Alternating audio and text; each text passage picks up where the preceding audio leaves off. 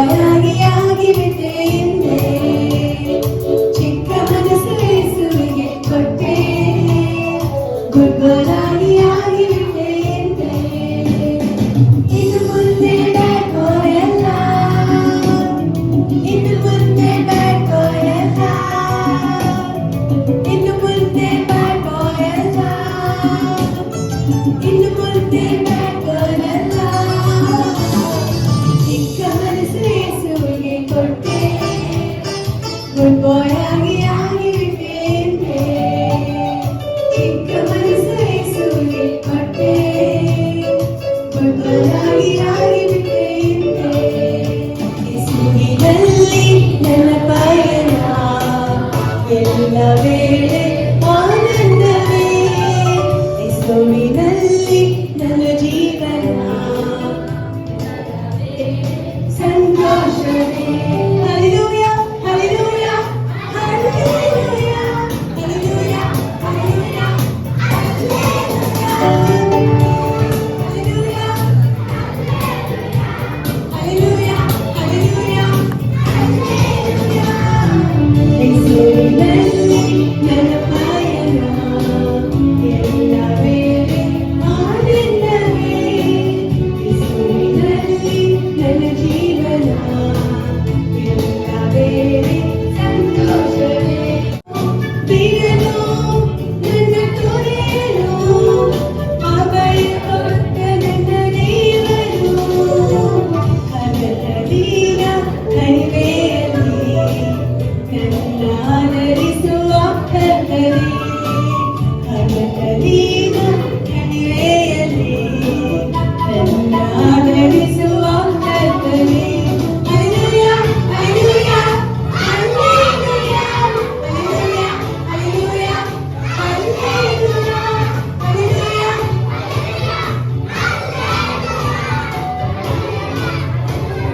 Hallelujah ಯೇಸುವಿನಲ್ಲಿ ನನ್ನ ಪಯಣ ಎಲ್ಲ ವೇಳೆ ಆನಂದವೇ ಯೇಸುವಿನಲ್ಲಿ ನನ್ನ ಜೀವನ ಎಲ್ಲ ವೇಳೆ ಸಂತೋಷವೇ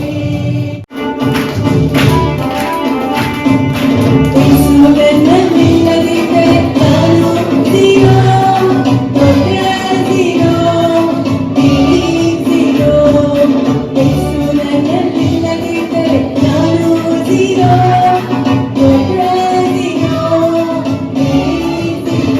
ಆದರೆ ಯೇಸುವಿನಲ್ಲಿದ್ದರೆ ನಾನು ಹೀರೋ ಒಳ್ಳೆ ಹೀರೋ ಸೂಪರ್ ಹೀರೋ ಯೇಸುವಿನಲ್ಲಿದ್ದರೆ ನಾನು ಹೀರೋ ಒಳ್ಳೆ ಹೀರೋ ಸೂಪರ್ ಹೀರೋ ನಾನು ಚರ್ಚಿಗೆ ಬಂದು ಬೈಬಲ್ ಓದುವೆ ಪ್ರಾರ್ಥನೆ ಮಾಡುವೆ ಸಾಕ್ಷಿಯಾಗಿರುವೆ ನಾನು ಚರ್ಚಿಗೆ ಬಂದು ಬೈಬಲ್ ಓದುವೆ ಪ್ರಾರ್ಥನೆ ಮಾಡುವೆ ಯೇಸು ಹೀರೋ ನಮ್ಮ ಹೀರೋ ಸೂಪರ್ ಹೀರೋ ಯೇಸು ಹೀರೋ ನಮ್ಮ ಹೀರೋ ಸೂಪರ್ ಹೀರೋ ಲಾ ಲಾ ಲಾ ಲಾ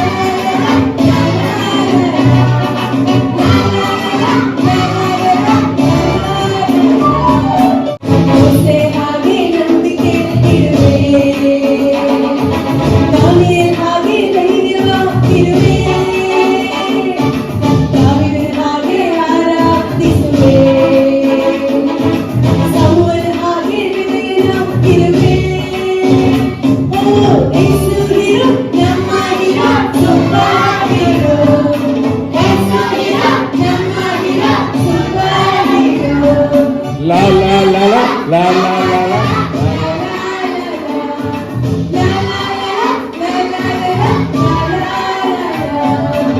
ಎಷ್ಟರ ಹಾಗೆ ಪ್ರಾರ್ಥನೆ ಮಾಡುವೆ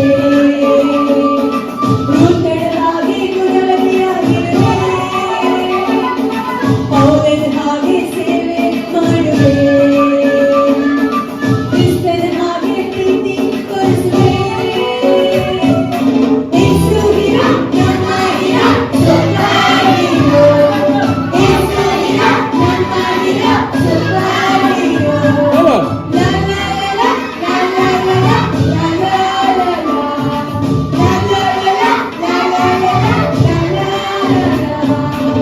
ಯೇಸು ಹೀರೋ, ನಮ್ಮ ಹೀರೋ, ಸೂಪರ್ ಹೀರೋ. ನನ್ನ ಜೀವನದ ಸಾಕ್ಷಿಯನ್ನು ಪಾಸ್ಟರ್ ನಮಗೆ ಹೇಳಿದ್ದಾರೆ. ನಮಗೆ ಎಲ್ಲ ಗೊತ್ತು ಹೇಗೆ ದೇವರು ನನ್ನನ್ನು ಮರಣದ ದೆಸೆಯಿಂದ ತೆಗೆದು ನನ್ನನ್ನು ಇಲ್ಲಿ ಸಾಕ್ಷಿಯಾಗಿ ನಿಮ್ಮ ಮುಂದೆ ನಿಲ್ಲಿಸಿದ್ದಾರೆ. ಅದಕ್ಕೆ ನಾನು ದೇವರನ್ನು ಸ್ತೋತ್ರ ಮಾಡುತ್ತೇನೆ. ಹಲ್ಲೆಲೂಯಾ. ಇವತ್ತು ನಾನು ಇನ್ನೂ ಒಂದು ಸಾಕ್ಷಿ ನಿಮ್ಮ ಜೊತೆ ಹಂಚಿಕೊಳ್ಳಕ್ಕೆ ಬಯಸುತ್ತೇನೆ. ಆದರೆ ದಾವೀದನು ಜಿಗ್ಲಗಲ್ಲಿ ಅವನ ಕುಟುಂಬವನ್ನು ತಗೊಂಡು ಹೋಗುತ್ತಾನೆ. ಅಲ್ಲಿಂದ ತನ್ನ ಸೈನ್ಯವನ್ನು ತಗೊಂಡು ಹೊರಟು ಹೋಗುತ್ತಾನೆ. ಆ ಸಮಯದಲ್ಲಿ ಅಮಲೇಕ್ಯರು ಆ ಒಂದು ಜಾಗವನ್ನು ಹಾಳು ಮಾಡಿಬಿಡ್ತಾರೆ.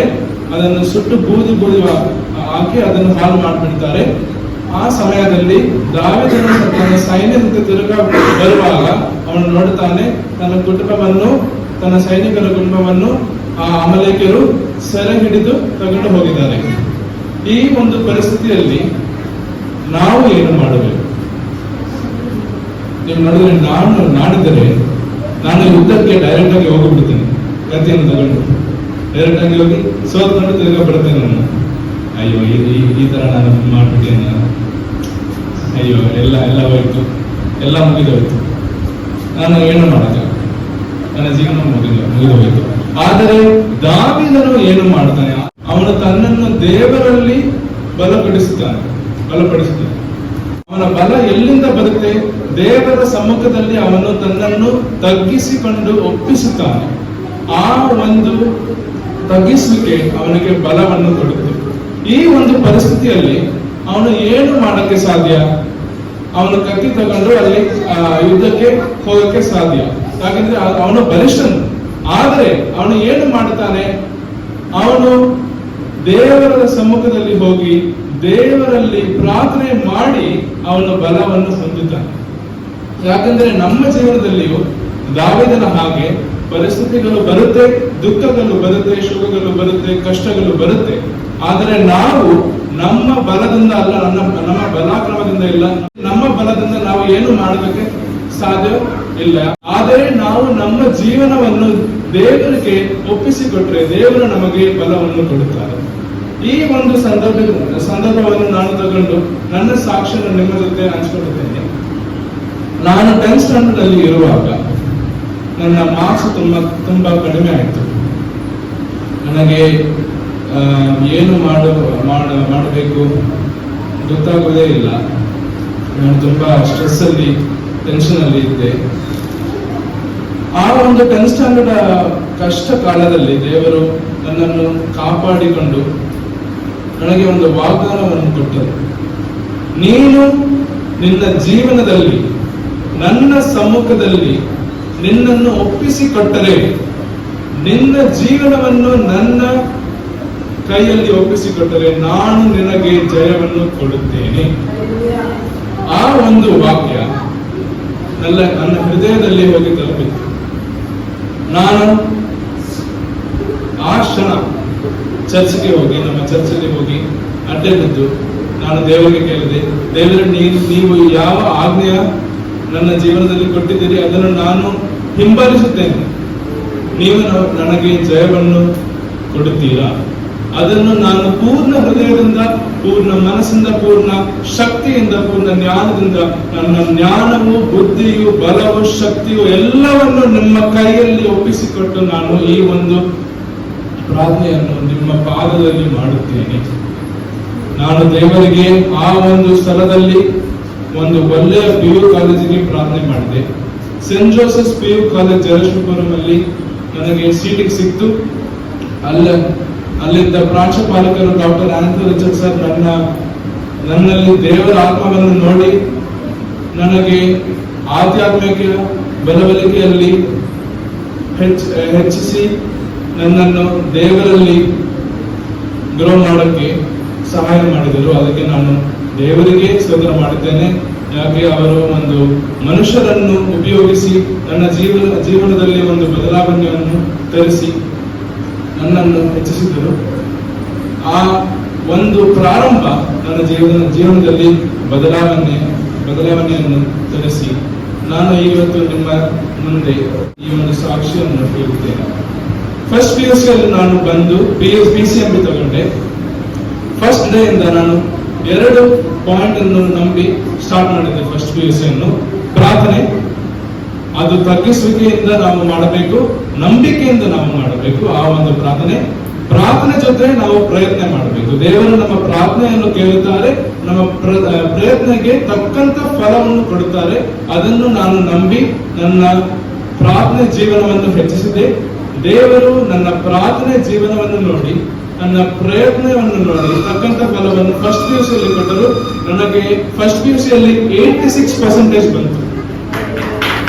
10th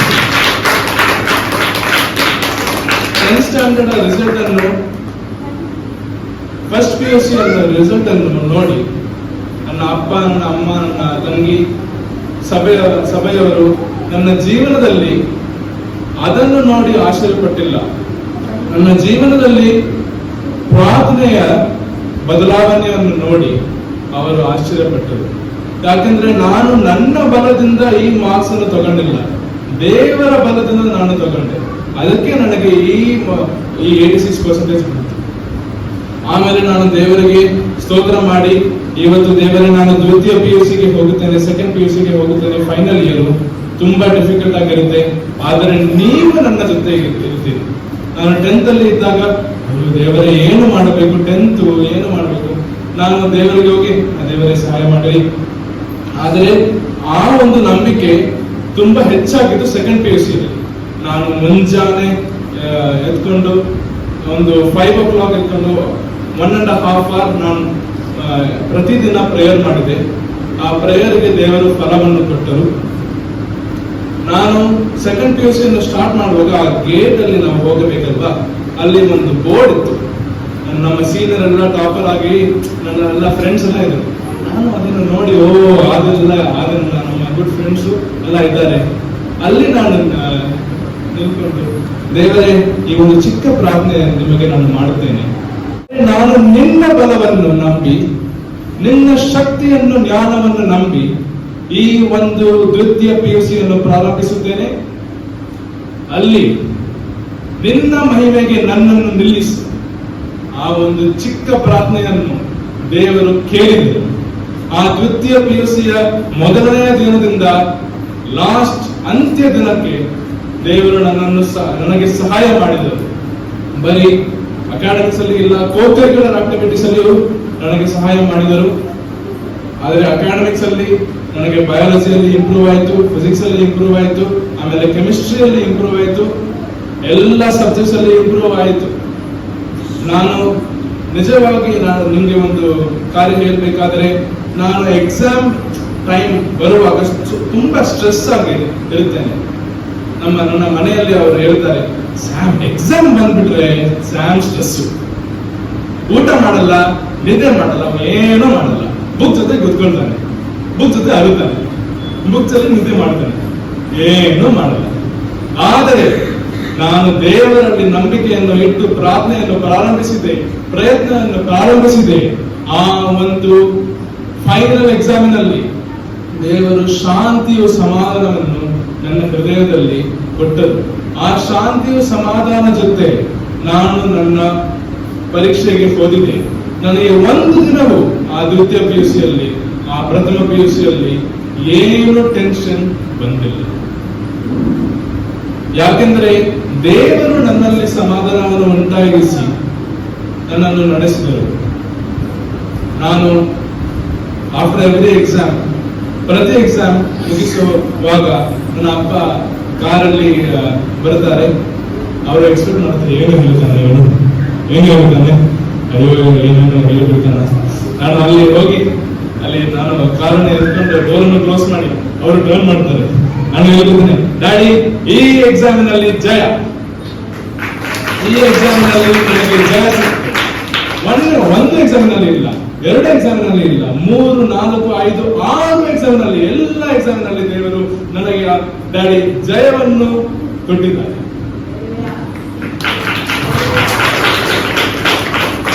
ಇವತ್ತು ಸ್ವಲ್ಪ ದಿನ ಮುಂಚೆ ಹುಣಸೂರಲ್ಲಿ ನಾವು BPS ಅನ್ನು ನಡೆಸುವಾಗ ಒಂದು ಕಾಲ್ ಬಂತು.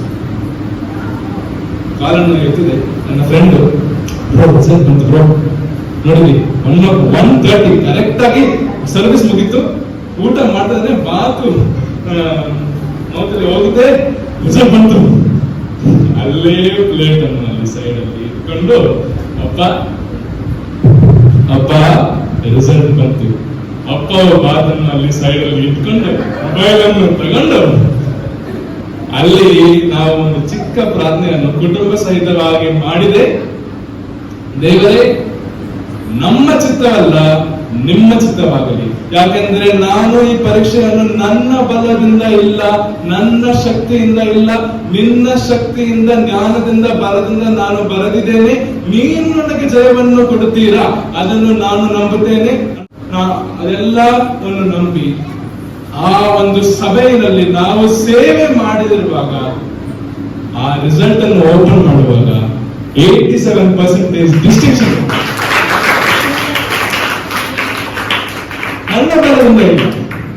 ನನ್ನ ಬಲದಿಂದ ನಾನು ಪರೀಕ್ಷೆ ಬಂದಿದ್ರೆ ನಾನು ಕಾಲಲ್ಲಿ ಎತ್ಕೊಂಡು ಡ್ಯಾಡಿ ಹೋಯ್ತು. ಆದರೆ ದೇವರ ಬಲದಲ್ಲಿ ನಾನು ಬರೆದಿರ ಕಾರಣ ಡ್ಯಾಡಿ ಜಯ ನಾನು ಹೇಳಿದೆ.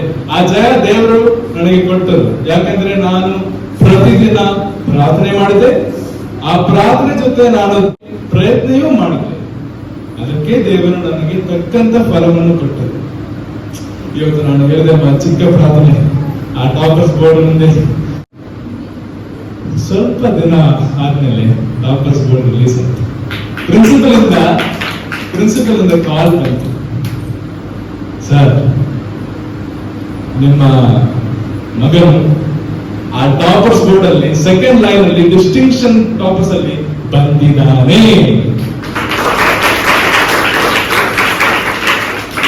ಮಹತ್ವ ಕಾಲ ಏನಂದ್ರೆ ನನ್ನ ಸೀನಿಯರ್ ಫ್ರೆಂಡ್ ಎಲ್ಲಿ ಆ 7th ಪೊಸಿಷನ್ ಅಲ್ಲಿ ಇದ್ದಾನೆ. ದೇವರೇ, ನನಗೆ 7 ಅಂದ್ರೆ ಆ ನಂಬರ್ ತುಂಬಾ ಇಷ್ಟ. ಅಲ್ಲೇ ನೀವು ನನ್ನನ್ನು ನಿಲ್ಲಿಸಬೇಕು. ದೇವರ ಮಹತ್ವ ಕಾರ್ಯವನ್ನು ನೋಡಿ ಕರೆಕ್ಟ್ ಆಗಿ ಅಲ್ಲೇ ನಿಲ್ಲಿಸಿದರು. ಆ ಒಂದು ಸ್ಥಳದಲ್ಲಿ ನಾನು ಚಿಕ್ಕ ಪ್ರಾರ್ಥನೆಯನ್ನು ನಂಬಿಕೆ ಜೊತೆ ತಗ್ಗಿಸ್ಲಿಕ್ಕೆ ಜೊತೆ ಮಾಡಿದೆ. ಅಲ್ಲಿಯೇ ಒಂದು ಟಾಪರ್ ಆಗಿ ನನ್ನನ್ನು ಆ 10th ಸ್ಟ್ಯಾಂಡರ್ಡ್ ಇಂದ ದುಃಖದಿಂದ ಎತ್ಕೊಂಡು ನನಗೆ ನನ್ನ ಪ್ರಾರ್ಥನೆ ಜೀವನವನ್ನು ನೋಡಿ, ನನ್ನ ಪ್ರಯತ್ನವನ್ನು ನೋಡಿ ದೇವರು ನನಗೆ ಜಯವನ್ನು ಕೊಟ್ಟರು. ಈ ಸಾಕ್ಷಿ ನಿಮಗೆ ನಾನು ಹೇಳ್ತೇನೆ. ಯಾಕೆಂದ್ರೆ ನಿಮ್ಮ ಜೀವನದಲ್ಲಿಯೂ ನಾವು ಕ್ರೈಸ್ತರು ನಮ್ಮ ಜೀವನದಲ್ಲಿ ಎಲ್ಲ ಸುಲಭವಲ್ಲ. ಕಷ್ಟ ಬರುತ್ತೆ, ಪರಿಸ್ಥಿತಿಗಳು ಬರುತ್ತೆ, ದುಃಖ ಬರುತ್ತೆ. ಆದರೆ ಇದೆಲ್ಲ ಮೇಲೆ ದೇವರು ಜಯವನ್ನು ಕೊಡುತ್ತಾರೆ. ಯಾಕೆಂದ್ರೆ ನಾವು ನಂಬಿಕೆಯಿಂದ ಪ್ರಾರ್ಥನೆ ಮಾಡಬೇಕು. ಸುಮ್ಮನೆ ಬೆಳಗ್ಗೆ ಎದ್ದು ದೇವರೇ ನನಗೆ ಸಹಾಯ ಮಾಡಿ, ಎಲ್ಲ ಎಕ್ಸಾಮ್ ನನಗೆ ಗೊತ್ತಿಲ್ಲ, ನಾನು ಏನು ಓದಲ್ಲ, ನೀನೇ ನಮಗೆ ಟಾಪರ್ ಆಗಬೇಕು, ನಾನು ಅಲ್ಲಿ ಬರಬೇಕು. ಇಲ್ಲ, ನಾವು ನಮ್ಮ ಜೀವನದಲ್ಲಿ ಒಂದು ಚಿಕ್ಕ ಕಾರ್ಯವಾಗಲಿ ದೊಡ್ಡ ಕಾರ್ಯವಾಗಲಿ ದೇವರ ಪಾದದಲ್ಲಿ ಹೋಗಿ ಬಿದ್ದುಕೊಂಡು ನಾವು ಪ್ರಾರ್ಥನೆ ಮಾಡಬೇಕು. ತಗ್ಗಿಸಲಿಕ್ಕೆ ಜೊತೆ ಪ್ರಾರ್ಥನೆ ಮಾಡಬೇಕು, ಪೂರ್ಣ ಹೃದಯದಿಂದ ಪ್ರಾರ್ಥನೆ ಮಾಡಬೇಕು. ಆ ಪ್ರಾರ್ಥನೆಯನ್ನು ಕೇಳಿ ನಮ್ಮ ಪ್ರಯತ್ನವನ್ನು ನೋಡಿ ತಕ್ಕಂತ ಫಲವನ್ನು ದೇವರು ಕೊಡುತ್ತಾರೆ, ತಕ್ಕಂತ ಸಫಲವನ್ನು ದೇವರು ಕೊಡುತ್ತಾರೆ. ಈ ಒಂದು ಚಿಕ್ಕ ಸಾಕ್ಷಿಯನ್ನು ನಾನು ನಿಮ್ಮ ಜೊತೆ ಹಂಚಿಕೊಂಡು ಈ ಒಂದು ಚಿಕ್ಕ ಮಾತನ್ನು ಮುಗಿಸುತ್ತೇನೆ. ಎಲ್ಲರಿಗೆ ವಂದನೆಗಳು.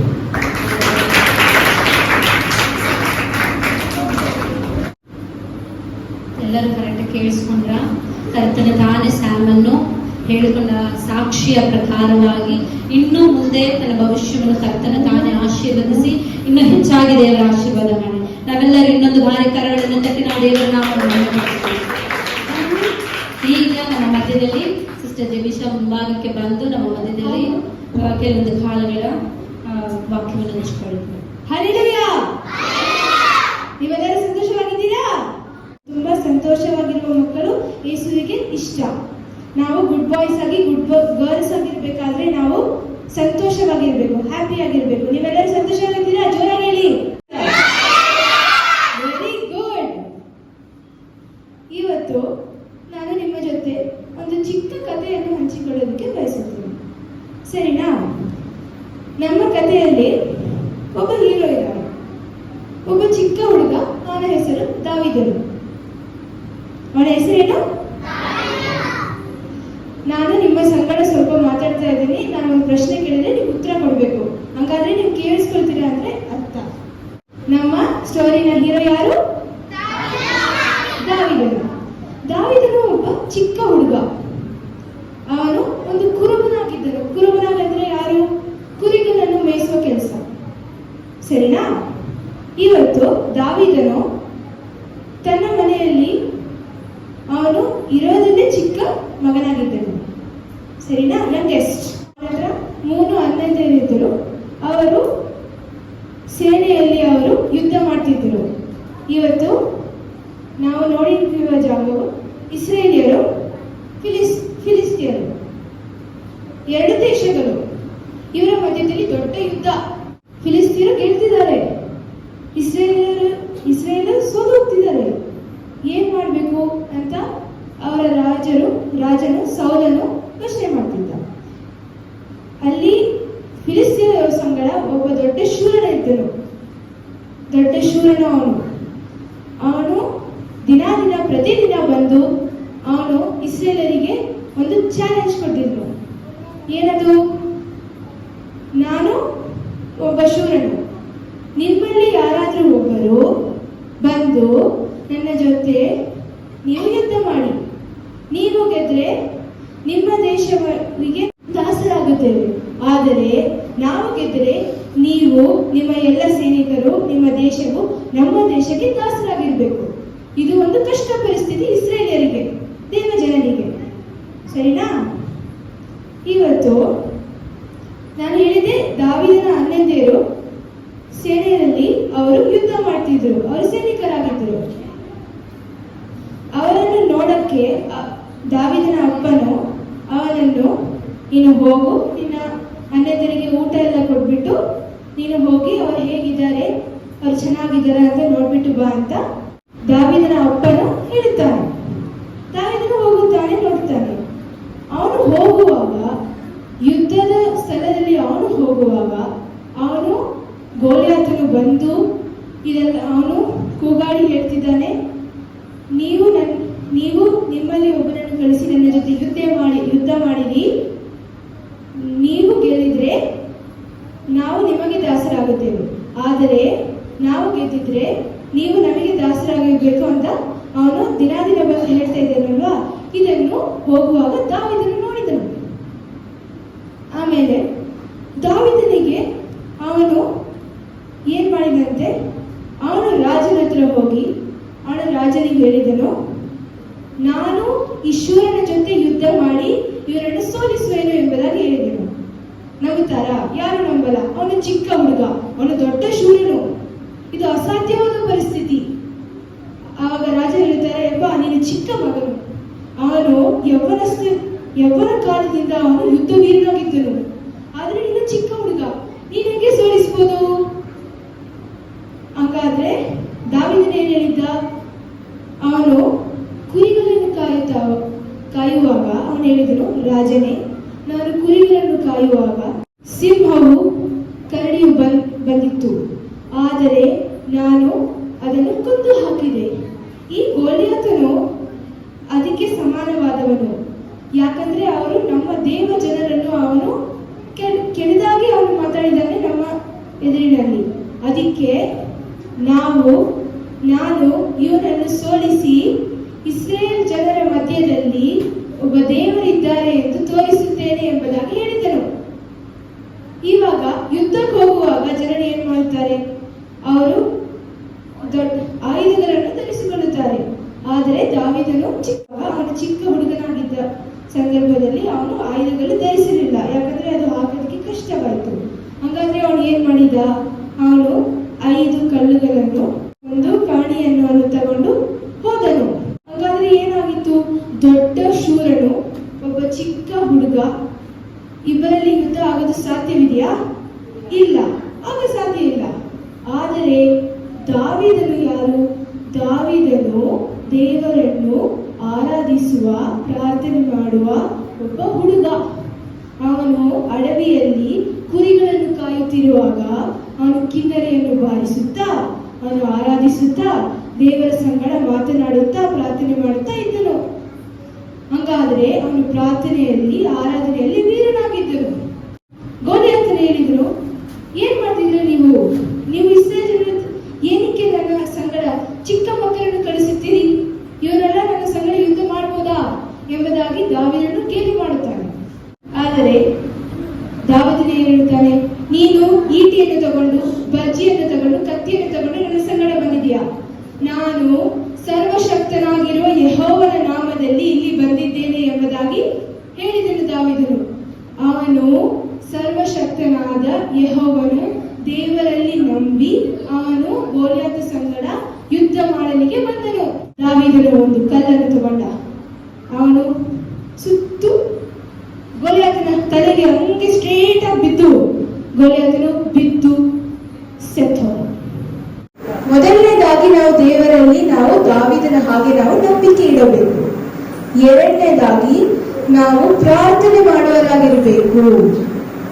ಪ್ರಾರ್ಥನೆ ಅಂದ್ರೆ ಏನು? ದೇವರ ಜೊತೆ ಮಾತಾಡೋದು, ದೇವರ ಸಂಗಡ ನಾವು ಸಂಭಾಷಣೆ ಮಾಡೋದು. ದೇವರು ಅಯ್ಯೋ ಅಷ್ಟು ದೊಡ್ಡ ದೇವರ ಜೊತೆ ನಾನು ಹಿಂಗೆ ಮಾತಾಡ್ತೀನಿ ಅಂತ ನೀವು ಅನ್ಕೋಬೇಡಿ. ದೇವರು ಜೊತೆ ಪ್ರಾರ್ಥನೆ ಮಾಡೋದು ತುಂಬಾ ಸುಲಭವಾಗಿರುವ ವಿಷಯ. ನೀವು ಬೆಳಗ್ಗೆ ಎದ್ಕೊಂಡು ನಿಮ್ಮ ಮಾರ್ನಿಂಗ್ ಡ್ಯೂಟೀಸ್ ಎಲ್ಲ ಮುಗಿಸಿ ನೀವು ಒಂದು 15 ನಿಮಿಷ ಪ್ರಾರ್ಥನೆ ಮಾಡಿದ್ರೆ ಸಾಕು. ಚಿಕ್ಕ ಮಕ್ಕಳಾಗಿರೋ ನೀವು ಹೋಗಿ ಒಂದು 2 ಹಾಡು ಹಾಡಿರಿ. ಹಾಡು ಹಾಡಾದ್ಮೇಲೆ ನೀವು ಒಂದು ಬೈಬಲಲ್ಲಿ ಒಂದು ಪ್ಯಾಸೇಜ್ ಓದಿರಿ, ಸರಿನಾ? ಅದಾದ್ಮೇಲೆ ನೀವು ಪ್ರಾರ್ಥನೆ ಮಾಡಿ. ಏನ್ ಪ್ರಾರ್ಥನೆ ಮಾಡ್ತೀರಾ? ಏಸಪ್ಪ, ನೀವು ಈ ದಿವಸದಲ್ಲಿ ನನ್ನ ಸಂಗಡ ಇದ್ದೀರಿ, ನನ್ನ ಜೊತೆ ಬಂದು ನನ್ನನ್ನು ಕಾಪಾಡಿರಿ. ನಾನು ಓದುವಾಗ, ನನ್ನ ಸ್ಕೂಲಿಗೆ ಹೋಗುವಾಗ ನನ್ನ ಎಲ್ಲ ಫ್ರೆಂಡ್ಸು ನನ್ನಲ್ಲಿ ಏಸಪ್ಪ ಅವರು ನೋಡಬೇಕು. ನಾನು ಗುಡ್ ಬಾಯ್ ಆಗಿ ಗುಡ್ ಗರ್ಲ್ ಆಗಿರ್ಬೇಕು. ಅಮ್ಮ ಅಪ್ಪವನ್ನು ತೊಂದರೆ ಮಾಡದೆ ಅಮ್ಮ ಅಪ್ಪಗೆ ಗುಡ್ ಬಾಯ್ ಆಗಿ ಗುಡ್ ಗರ್ಲ್ ಆಗಿ ನಾನು ಇರಬೇಕು. ಯೇಸುವಿನ ನಾಮದಲ್ಲಿ ಏನು, ಅಷ್ಟೇ ಸಾಕು.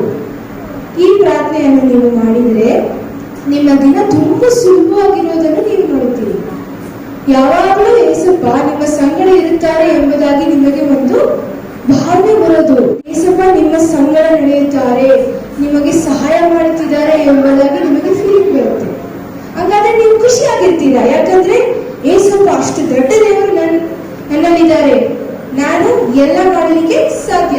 ಯಾಕಂದ್ರೆ ಏಸಪ್ಪ ನನ್ನ ಜೊತೆ ಇದ್ದಾರೆ. ಹಾಗೆ ನಾವು ಪ್ರಾರ್ಥನೆ ಮಾಡುವವರಾಗಿರ್ಬೇಕು. ನಾವು ಹಾಡು ಹಾಡಿ ಯೇಸುವನ್ನು ಚೆನ್ನಾಗಿ ಆರಾಧಿಸುವವರಾಗಿರಬೇಕು. ಮೂರನೇದು, ನಾವು ಧೈರ್ಯವಾಗಿರಬೇಕು. ಧೈರ್ಯವಾಗಿರೋದು ಹೇಗೆ?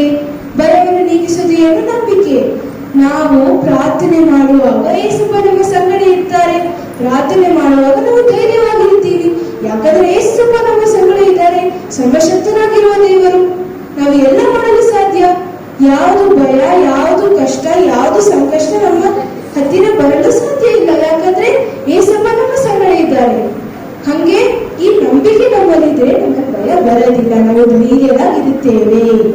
ಹಂಗಾದ್ರೆ ನಾವು ದಾವೀದನ ಹಾಗೆ ಇದ್ದು, ದಾವೀದನ ಹಾಗೆ ನಂಬಿಕೆ ಇಟ್ಟು, ದಾವೀದನ ಹಾಗೆ ಆರಾಧಿಸಿ ಪ್ರಾರ್ಥನೆ ಮಾಡಿ, ದಾವೀದನ ಹಾಗೆ ಧೈರ್ಯವಾಗಿರುವಾಗ ಗೋಲಿಯಾತ್ ತರ ಬರುವ ದೊಡ್ಡ ಸಂಕಷ್ಟವನ್ನು, ದೊಡ್ಡ ಶೂರರಾಗಿರುವ ಕಷ್ಟಗಳನ್ನು ನಾವು ಸುಲಭವಾಗಿ ಸೋಲಿಸಬಹುದು. ಕರ್ತನ ನಾಮಕ್ಕೆ ಸ್ತೋತ್ರ. Thank you.